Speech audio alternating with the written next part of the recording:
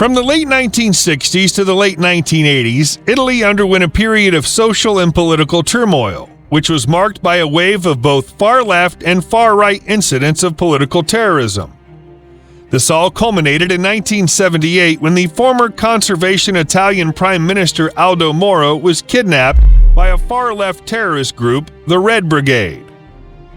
At 9 a.m. on March 16, 1978, Moro left his house and went to his car. He was heavily protected both in his car and also by another car which consisted of his bodyguards who followed him in his drive. He was to be driven to the Chamber of Deputies, where a discussion was to take place regarding a vote of confidence for a new government led by the conservative Giulio Andreotti that would have, for the first time, the support of the Communist Party. Moro was a big proponent of the new alliance. However, a unit of the militant far-left organization known as the Red Brigade blocked the two-car convoy, kidnapped Moro, and murdered his 5 bodyguards.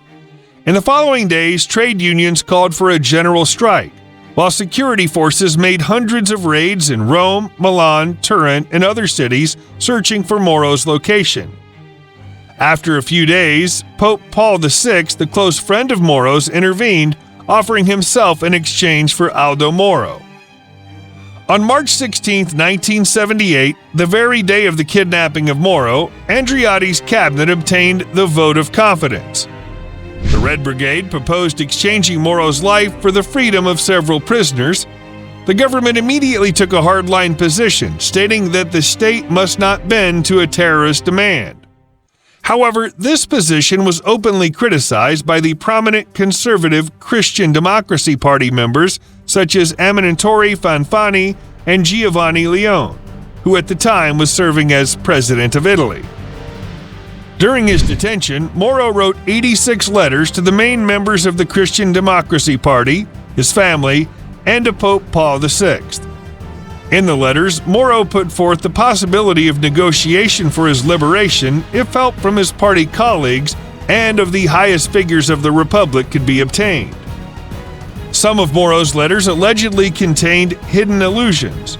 In one letter he asked, "Is maybe they're behind keeping it hard against me, an American or German instruction?" The Red Brigade offered to exchange him for imprisoned terrorists. After this did not succeed, they accepted to exchange him for the release of a single terrorist. The Italian politicians were divided on what they should do. Some were favorable to the idea of negotiating, such as the secretary of the Italian Socialist Party, Bettino Craxi. Others strongly opposed the idea, which included most of the politicians from the Christian Democracy Party and the Italian Communist Party, including the latter's national secretary Enrico Berlinguer. Ugo La Mafia, a member of the Liberal Republican Party, proposed death penalty to the terrorists. In his letters, Moro said that the state's primary focus should be saving lives and that the government should comply with his kidnappers' demands. Most of the leaders from the Christian Democracy Party argued that the letters did not express Moro's genuine wishes, claiming they were written under duress and thus refused all negotiations. This position was in stark contrast to the requests of Moro's family. In his appeal to the terrorists, Pope Paul VI asked them to release Moro without conditions. Moro, during his imprisonment, wrote a statement expressing very harsh judgments against Prime Minister Andreotti. During the investigation of Moro's kidnapping, some members of law enforcement and of the secret services advocated for the use of torture against terrorists. But prominent members of the military, like General Carlo Alberto Dalla Chiesa, were against this. Dalla Chiesa once stated, "Italy can survive the loss of Aldo Moro, but it would not survive the introduction of torture." When it became clear that the government did not want to negotiate, the Red Brigade held a people's trial in which Moro was found guilty and sentenced to death. Then they sent a last demand to the Italian authorities, stating that if 16 Red Brigade prisoners were not released, Moro would be killed. The Italian authorities responded with a large-scale manhunt, which was unsuccessful. On May 9, 1978, the terrorists placed Moro in a car and told him to cover himself with a blanket, saying they were going to transport him to another location. After Moro was covered, they shot him 10 times.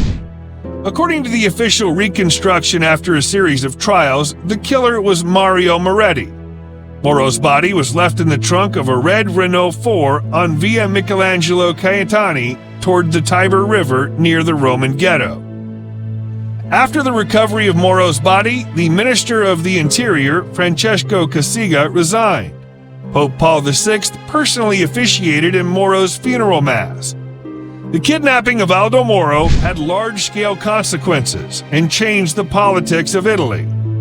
At the previous general election, the Christian Democracy Party had scored a 38%, followed by the Communist Party with 34%. Moro was considered a natural candidate for the next president of the Italian Republic, with the ensuing realization of the government alliance between the two parties. His assassination marked the definitive end of the historic compromise between the Christian Democracy Party and the Italian Communist Party. At successive elections, the Christian Democracy Party remained stable, while the Communist Party suffered a sharp setback, and this result marked the end of the government of national solidarity and the possibility of entry of the communists into the executive. In November 1980, the Communist Party leader Enrico Berlinguer announced the end of the historic compromise. After this, the years of the lead would go on for some more years. Another major crime associated with the Italian years of lead was the 1980 bombing of the Bologna railway station, which killed 85 people, and was perpetrated by the far-right neo-fascist terrorist group known as the Nuclei Armati Rivoluzionari. The terrorist organizations were gradually disbanded and their members arrested, though sporadic political violence continued in Italy until the late 1980s.